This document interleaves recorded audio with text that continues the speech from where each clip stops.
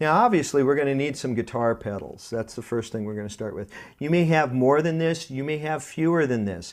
The idea is you're going to have to get various different pedals, and you're going to have to decide on what order you want the pedals to go in. So you're going to have to spend a little bit of time experimenting, because there really is no right or wrong way to do your pedal sequence. You have to find what works for you and what you like the sound of.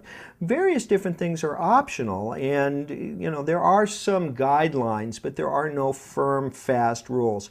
For example, an EQ pedal may go before your distortion pedal.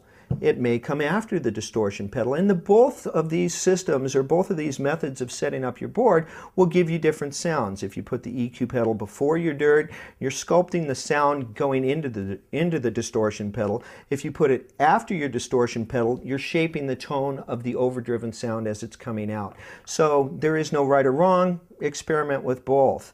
You probably will want a tuner of some sort on your board.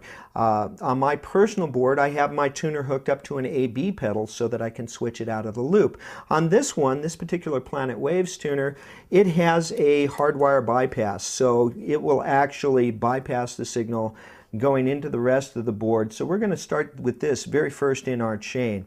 Following distortion and things such as EQ pedals and phase shifters, any kind of a filter.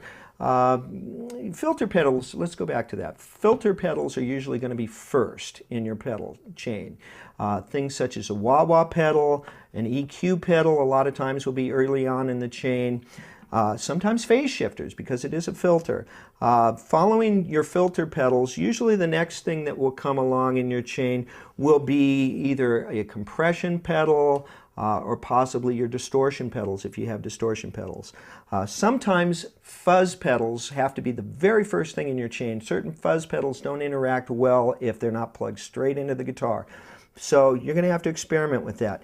Usually after your dirt, the next thing that you're going to have is going to be your modulation pedals, such as this line 6 chorus. Things of that nature, chorus, flangers, those will be next in the chain. Finally, we're going to follow up at the end of the chain with delay and then reverb. Those are usually going to be the last pedals in your sequence. Now, the next thing we're going to have to do is we're going to have to set everything up before we start cutting the wood of the board. We're going to lay out the pedals in a specific order, and once we've figured out the order that we want, then we're going to measure everything and cut the wood accordingly.